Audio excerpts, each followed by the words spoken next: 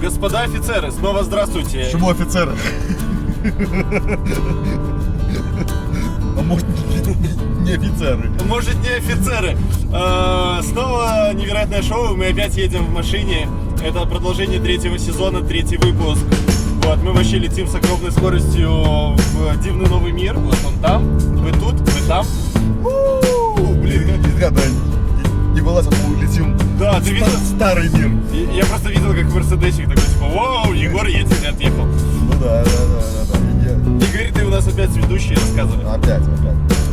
Слушай.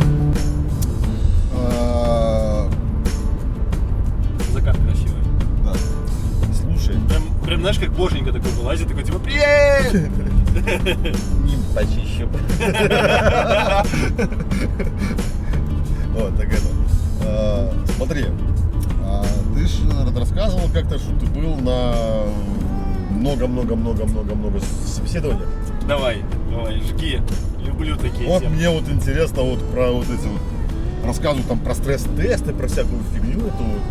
Ну мне просто интересно, потому что мне было интересно, какой бы стресс-тест прошел, например, со мной, чем меня удивили. Вот. А что удивило тебя вообще? На самом деле... Какого этого вида эти стресс-тесты? Я знаю про стресс-тесты. Короче... Зараза, заразился, блин. Да. Ой, блин. Короче, стресс-тесты. Что такое стресс-тесты? Как вообще проверяют на стрессоустойчивость? Как отсеивают? На самом деле это хорошо видно по продажникам, да? То есть мы как-то с друзьями, у меня есть друзья-продажники, да, которые занимаются не то, что там айтишными продажами, там сидят в офисах и все такое, которые сидят такие: алло, привет, купите кастрюлю, вот такие вот ребята, которые на жданиках, там, на рынках работают. Вот. И мы как-то с этими товарищами ездили в баню, они рассказывали историю, как они ходили на собес, условный там Oriflame или что такое, там типа продавать какие-нибудь условные кастрюли. Вот. Ну и там как проводят стресс-тест. Тебе приходит там менеджер какой-нибудь, ну короче, если будете с кем-нибудь вести переговоры, посмотрите прямо, Блин, даже тут. Игорь, ты меня заразил, я вообще говорить не могу. Я молчал, я дышал даже в ту сторону. Помнишь, я тебе показывал комментарий на ютубе, где человек говорил: ты превращаешься в айтишника, в нормального айтишника. Какой из него айтишник? Он говорит, и у него чистая речь почти. Да. Вот, все, моя чистая речь взяла и закончилась. Вот, ну короче... Воды попей, если есть. Неважно, давай. Ну ладно, поехали. Потом попью. Короче, они рассказывали о том, как проводится встреча. Помнишь, мы вчера ходили в салон Джили, где приходит такой дядечка, такой в пиджачочке. Туфельки, конечно, не очень, вот, такие дешму. Ну, пиджачок, откровенно, тоже же так. Ну, короче, самое главное — вид, да, то есть человек выглядит успешный успех. Вот я директор там Microsoft, я вчера там акциями Google торговал, вот миллиард заработал, подумал, пойду в салоне Джили поработаю. Вот такой вот. На выходных. Да, и мне самое интересное, я обращал внимание на его жесты руками, на то, какие у него часы. Знаешь, такие... Я люблю вот этих людей, которые покупают, ну, такие, ощущение, что часы в Китае, такие, блин, здоровые такие, куча всего. Там такое ощущение, что он зашел в Rolex и такой говорит: какие у вас самые дорогие? Ему говорят: миллион. Он говорит: не-не-не, миллион дешево, давай тебе за 2. Ему говорят: за 2 нету, есть за 5. Он такой: 5. Ладно, продам яхту, куплю часы, вот. Ну, бывает такое. Да, ну вот такой вот, смотришь на эти часы из Китая, думаешь: Господи Иисусе, Господи, ну купи ты нормальные часы какой-нибудь, там, Зика, еще что-нибудь, которые выглядят как часы. Вот. И сидят вот в Oriflame такие ребята, вот в пиджачочках, успешный успех, и начинают втирать: да вот я тоже работал в продажах, да я там ходил в двери.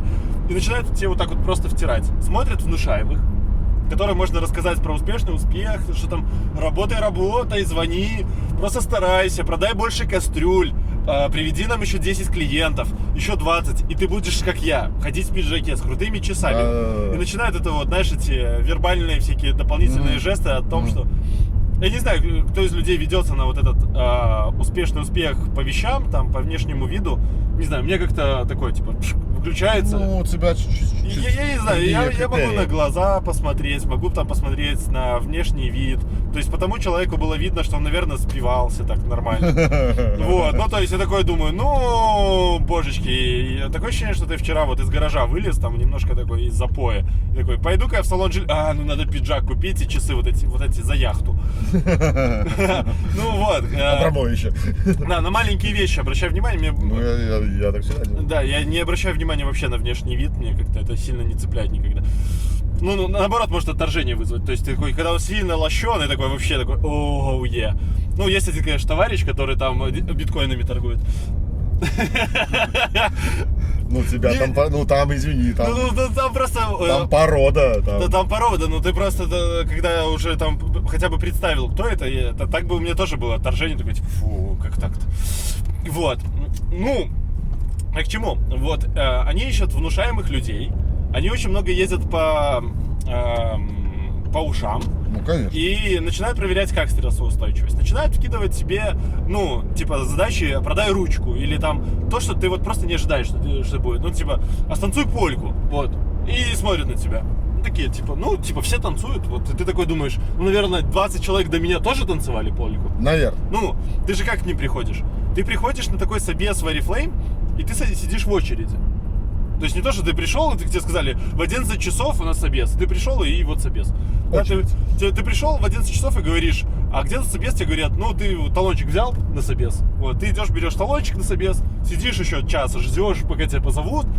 Видишь, как выходят другие чуваки, возможно, расстроенные, возможно, такие, типа, еще более щеглы, чем ты. Вот. И потом тебе говорят, танцуй польку. Ну и просто сидят, смотрят, нулевая реакция, но до этого они долго рассказывали, какой успешный успех. Создают у тебя вот это вот иллюзия ожидания, что ты сейчас присоединишься к ним, ну и все. И дальше у тебя только шоколад, только жизнь, только яхты. Вот. Экспоненты. Да, сразу успех. Вот. Ну и смотрят. Ну и если люди ломаются или начинают лихо подстраиваться, и они смотрят. Но если вот сильно внушаемый, им легко вот так манипулировать, они, конечно, говорят, погнали. Ну, конечно. Они тебе там повтирают, расскажут, как все продавать, натренируют, и ты тоже будешь через полгода сидеть в часах и рассказывать со своей маленькой зарплатой. Вот. Это первый тест, который я знаю. Угу. Во-первых, тебя очередь потестировал. Ну, конечно. Создал ожидания. Во-вторых, тебе создали... вот ты откуда набрался этих фичей. Да. Не, ну я вообще очень много... Я рассказывать не буду, но... Ну, одни из любимых книжек, я же читаю очень много книжек по маркетингу, по продажам. Ну, я не знаю, это у меня какое-то хобби. Мне так неинтересно айтишные книжки читать там про JavaScript. Когда я читаю, как какая-нибудь компания в каком-нибудь условно Далласе купила всю рекламу в городе, одна компания купила все бигборды, всю вообще наружную рекламу, всю рекламу в заведениях, вообще все купила и заклеила с собой.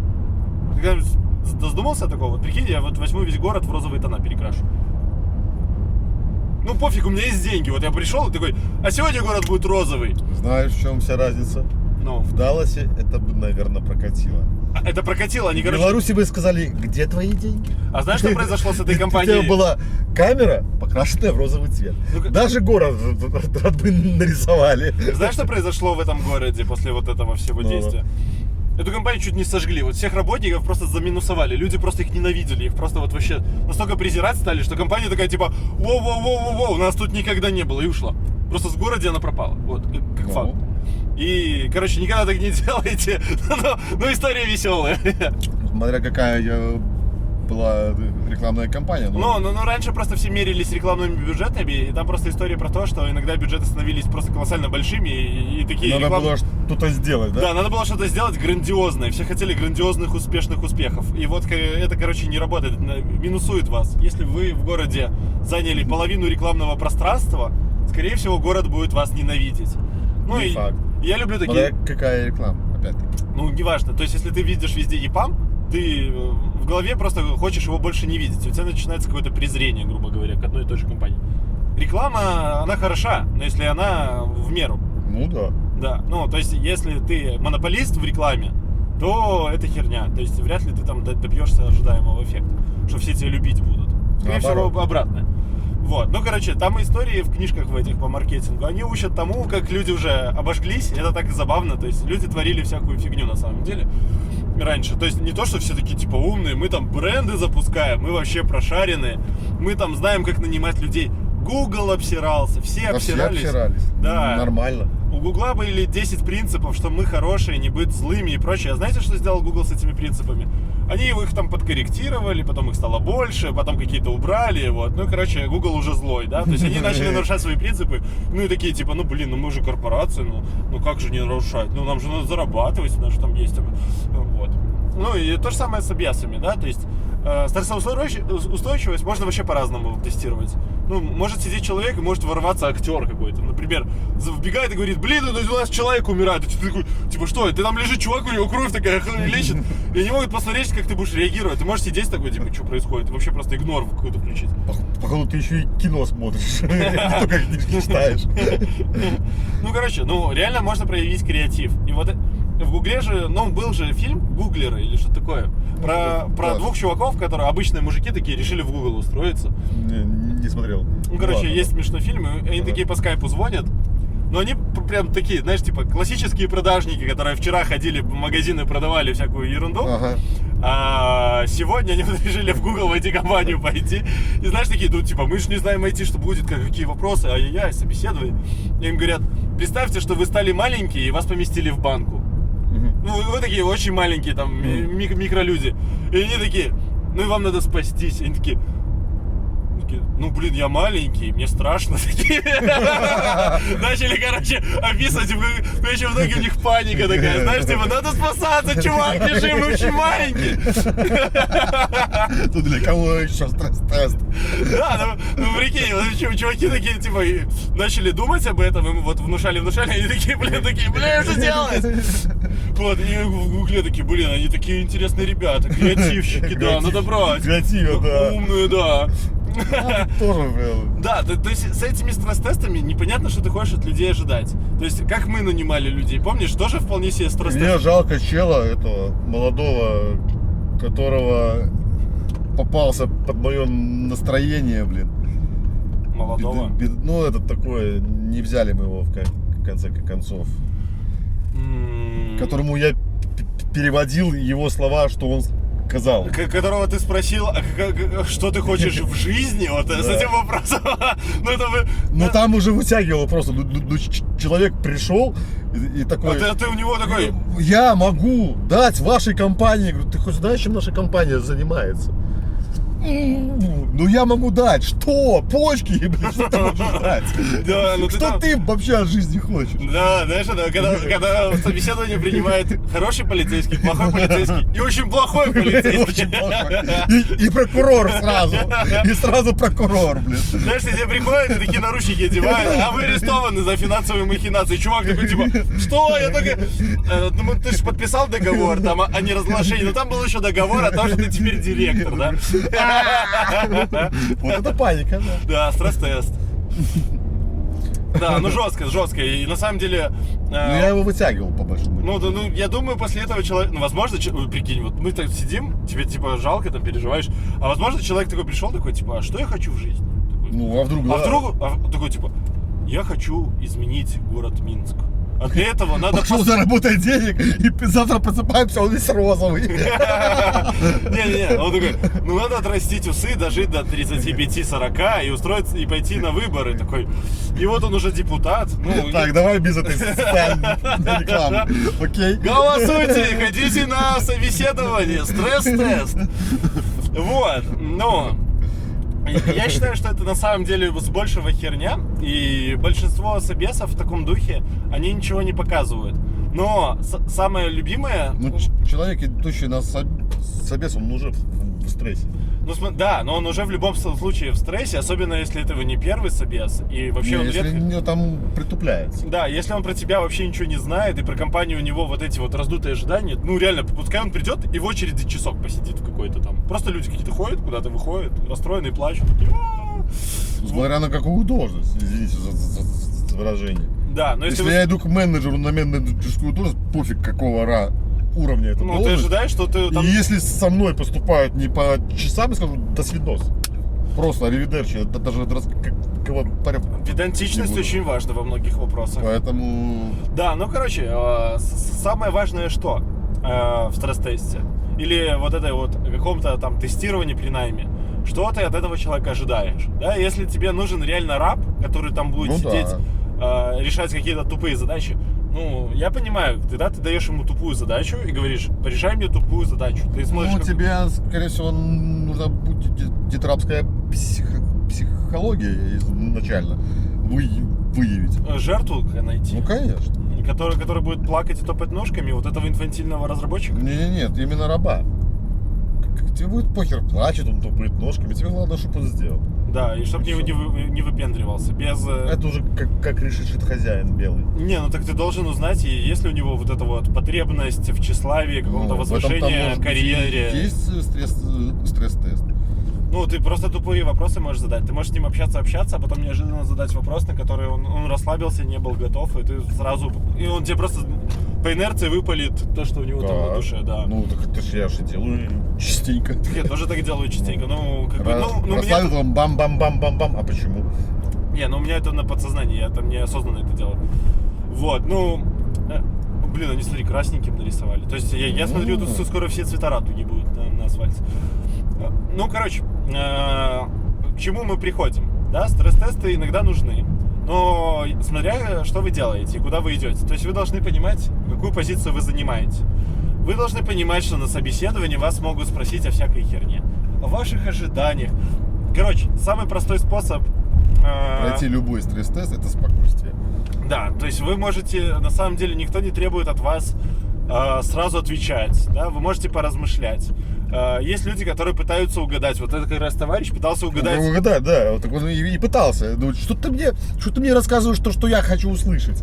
Я хочу услышать то, что я у тебя спрашиваю. Ну, большинство людей, и у них логика вот это срабатывает, типа, я хочу работу, да, то есть мне, тебе говорят, ну, ты, грубо говоря, приходишь на позицию медла, и тебе говорят, ну, у нас там все хорошо, ну, зачастую как, тебя, чтобы успокоить, про компанию рассказывают, так или иначе, зачастую рекрутер приходит, начинает, давайте я расскажу вам про компанию, потом я задам вам вопросы, вот это вот вся лабуда, и пока он рассказывает про компанию, особенно если ты там приходишь в условный там Яндекс, Google, там, неважно, что-нибудь такое большое, про что уже есть какое-то ожидание, тебе рассказывают, как классно, там, здорово, ты такой, вау, Хочу, божечки, хочу. это же невероятно, вот. А потом тебе говорят, а теперь давайте поговорим о вас, ты такой рассказываешь, чувствуешь, что ты не такой великий по сравнению с этими богами, вот, и в какой-то момент ты можешь начать оправдываться, типа, о своем невеличии, да, и они такие могут,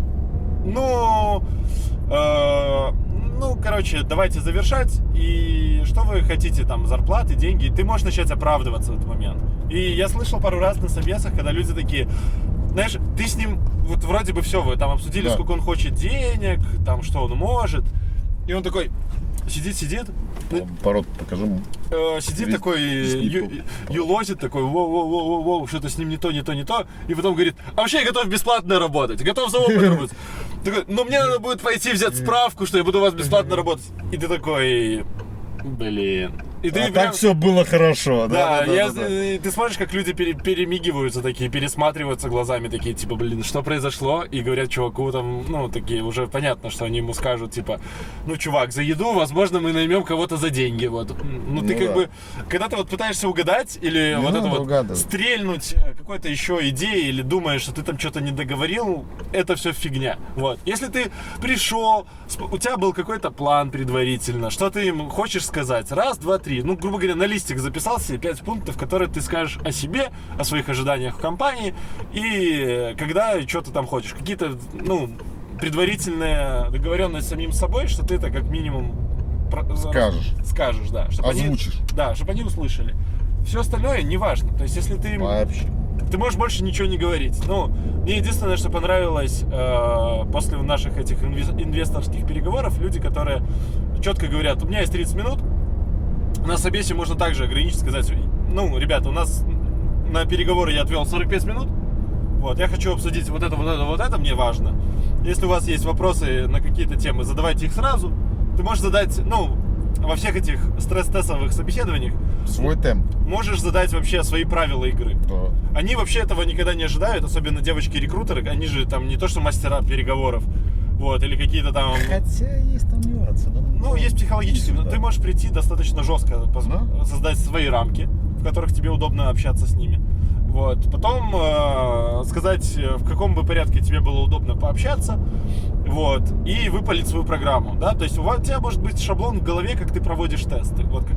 И этот шаблон конкретно для тебя, потому что он твой, будет работать на всех собесах одинаково выигрышно. Или не выигрышно. То есть, скорее всего, шаблон со временем скорректируется в победу. Для тебя выигрышно. Потому что ты его задаешь. Или ты его корректируешь, то есть Да. в любом случае Ты в каких-то понятных рамках, ты не в свободном плавании. Когда тебя... Ты не... А если ты сможешь, скажем так, задавать свой темп, то есть, ну... Это то со ты стороны выглядит сбиваешь- очень уверенно. То ты сбиваешь темп оппонента, это тебе даже разговаривать. Тут еще для кого стресс-тест? Да, ты можешь так вообще развалиться и сказать... Не, зачем? Вежливо, четко. Ну, это позволяет... Вежливость – лучшее оружие вора. Классика. Блин, ну ты так неожиданно это сказал, и я подумал, Темп что сбил. о нас там люди подумают. Что мы смотрим классику, а не только читаем аудиокниги, блядь. Да, Ну читать аудиокниги, ну как? да, но самое главное, когда ты задал темп... Когда ты задал темп собеса, вот, тебе намного проще со всем этим жить. Ну да. Тебе проще пройти его. И со стороны это выглядит уверенно. То есть человек конкретно пришел, и на фоне вот этих ребят, которые шатаются... Но расслабляться не надо, потому что если попадется такой же хитрец, то у вас будет шаблон на шаблон, и там уже... Ну, там уже, самое главное, ритм, да? То есть Ритм, если да, ритм. не сбиваться, не спешить, не пытаться наговорить... Все равно в своем ритме идти. Да, не В пытаться своем угадать то, что они тебя ждут. Потому что, во-первых, ты не угадаешь, а можешь выглядеть со стороны очень глупо, что ты накидываешь, они такие ждут от тебя другого, и они тебя тогда еще больше не возьмут. Можно я дам маленький совет? Совет? Ну, всегда можно, это же программа У меня советов. было, Лучшие истории. у меня было мало собеседований в жизни, Ну, но у меня было очень много переговоров. давай. Я всегда ходил на переговоры не с целью себя продать, Мгм. да, то есть, а с целью посмотреть, как в магазине. Это я хочу, а это я не хочу. Вот сразу. Ну, То да. есть, и поэтому мой совет, ты его, если что, поправь, что идя на собес, не вас выбирают, вы выбираете. Не, на самом деле обоюдно выбирают. То есть вы- Обоюдно, да, но вы для можете- себя, для своего успокоения, то есть и только нам надо вырубать это вот хочу. То есть, Ну, как будто ты покупаешь очень дорогую вещь на очень долго. Очень дорогую на очень долго. И тогда все будет нормально. не, но на самом деле, когда ты покупаешь очень дорогую вещь, у человека может в голове еще больше стресса появиться. Такая ответственность. И он наоборот должен успокоиться, что на самом деле, Такие люди не покупают дорогие вещи. ну, зачастую, знаешь, вот эти, я по моей маме могу сказать, если она там что-то дорогое выбирает, она там будет бесконечно нервничать, ночами не спать. и Я вот же тебе о чем и говорю. Такие люди не покупают дорогие вещи. Да, но поэтому пример плохой, вот. Я просто говорю, что надо уметь и покупать дорогие вещи. Почему? Я люблю покупать дорогие вещи. Но я подхожу к ним осознанно и четко. Да, ну короче, вот представьте, что вы пришли в салон машин, вот можете сходить в салон машин, посидеть на всех машинах, поговорить со всеми с одной только целью, что вы точно ничего не купите.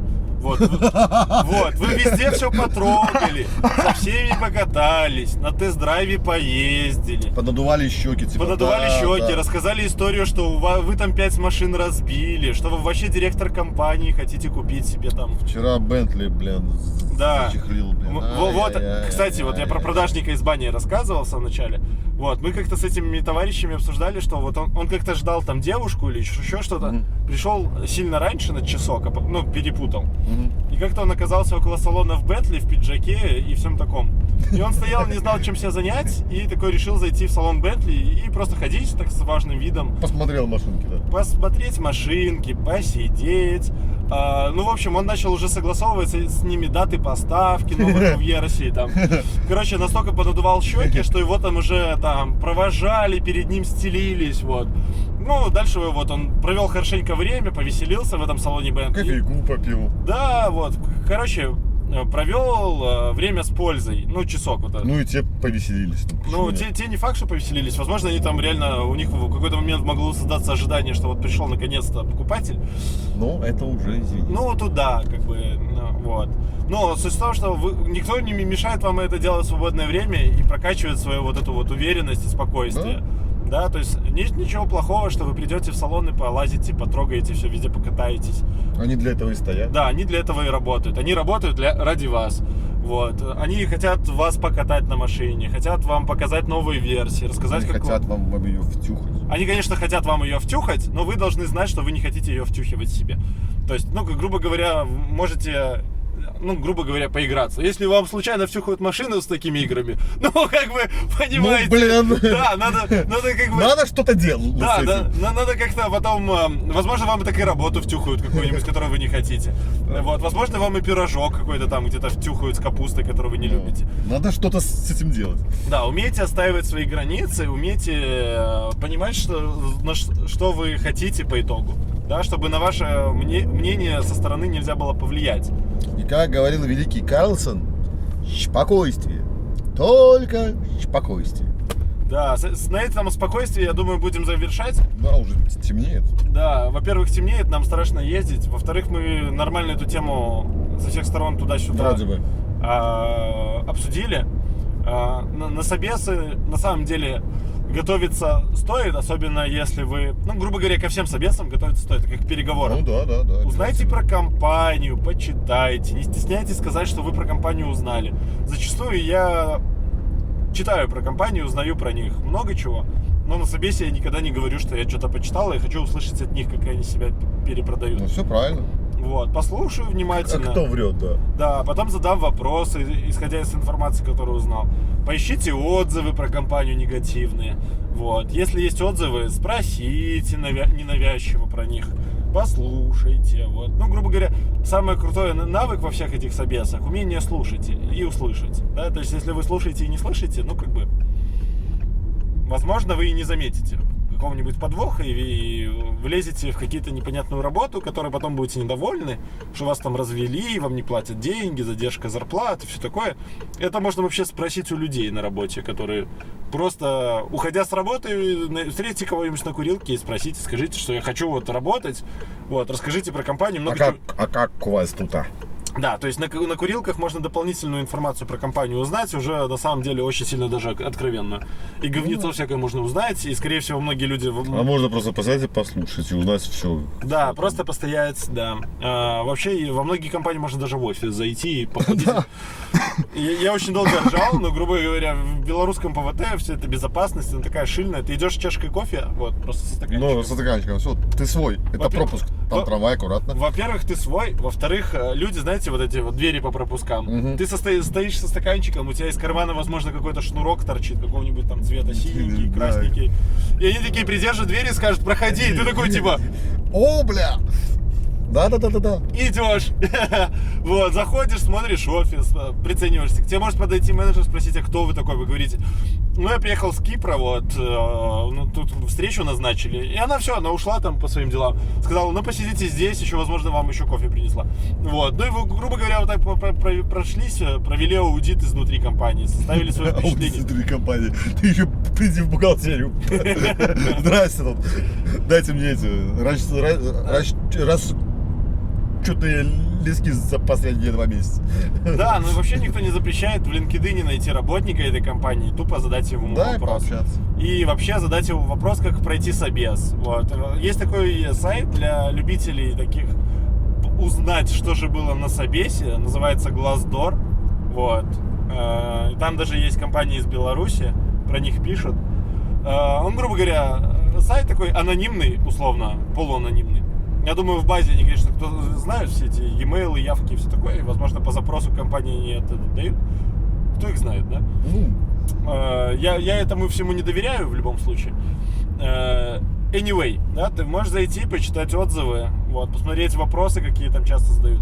Но в большинстве компаний, типа фейсбуков и так далее, там же задают задачи, типа там: посортируй массивчик, найди в массивчике 5 чисел, сложи и умножь на число волшебства. вот, которые такие, типа, не то чтобы хотят, чтобы вы решили, они хотят, чтобы вы общались с их разработчиком, чтобы у того разработчика сложилось о вас впечатление, какой вы. Но на самом деле это очень сложно проявить, грубо говоря, если вы там сидите каждый день, решаете какие-то там квесты, задачи олимпиадные, еще что-то айтишные. Конечно, вам будет легко, вы в свободное время, ковыряясь в носу, будете еще там со всеми обсуждать ценность криптовалюты на рынке, но зачастую вы либо решаете задачу, либо обсуждаете. Вы не можете решать задачу и нормально обсуждать с человеком какие-то вопросы. Ну, да. Да, вот они ожидают, что ты будешь как раз делать это. И непонятно, как вас оценивают, по решению задачи или по разговору.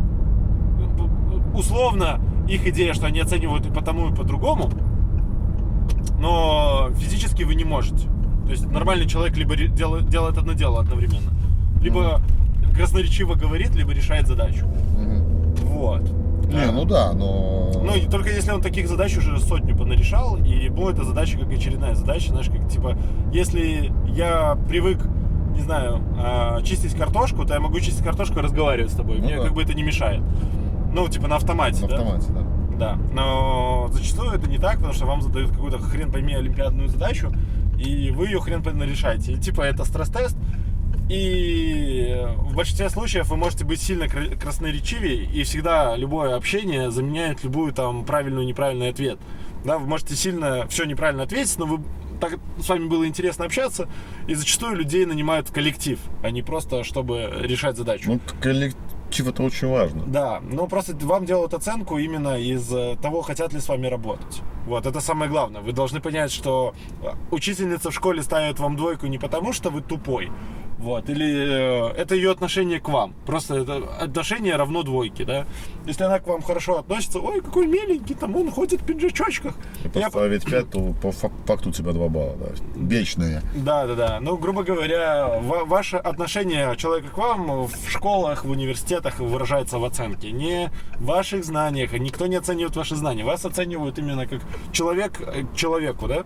То есть ты либо нравишься, либо не нравишься. Ну, про оценку я не проводил такую прямую. Ну, это плюс-минус корреляцию. правда. То есть Ну, не знаю, многие люди обижаются. у меня был преподаватель математики, я был ее любимчик, она мне ставила 2 балла без зазрения совести. Ну, потому что вообще просто. это две грани любимости. Тебя могут ставить двойку, чтобы тебя типа поучить, показать. Конечно. А могут ставить двойку, потому что тебя ненавидят. Вот. Ну, а могут ставить двойку, потому что ты ее заслужил. Ты никогда не узнаешь правду. Ненавидеть у меня тоже. Это было. вот типа такой, знаешь, типа каждому человеку будет своя какая-то шкала по его оценке, да, то есть. Ну, я бы здесь корреляцию с работой не проводил. Мне не по пути с таким учителем, вот реально. Вот, который сю-сю ему надо, мне не по пути, потому что это будет полнейшая бестолковка. Да. Полнейшая. Ну, ты хорошо сказал, что вы должны сначала оценить, хотите ли вы там работать, Да. вообще, нравятся ли вам эти люди, хотите вы на них быть похожи. А все остальное шелуха. Если вам задают тупые вопросы, вы можете задавать тупые вопросы, ответ не отвечая на вопросы. То есть, типа, размышлять и так просто переиграть словесно, что вы задали им вопрос, и они сидят думают. Да? Ну, то есть, почему нет? То есть, никто же не говорит, что вы должны играть по правилам, которые вам обозначили. Вы можете играть по своим правилам в свою игру. Это же как любые другие переговоры. Да. Ну, тут еще главное не заиграться. Ну да, можете сами себя переиграть. Да, Вот. бывает такое. Но, скажем так, что мы разговаривали про стресс-тесты начали, да? Да. О, блин, да. Но главное в стресс-тестах оставаться всегда спокойным. И тогда все будет окей. Все, я в стрессе, я не могу, мне надо срочно отдохнуть. Ну, ремарка с Карлосом была веселая. Вот, на ней мы и закончим. Хорошего вам Карлосона вечернего. Вот. А мы полетели к другим малышам на другие крыши. Вот. Добро. Всем счастливо, всем покеда. Удачи и не болейте.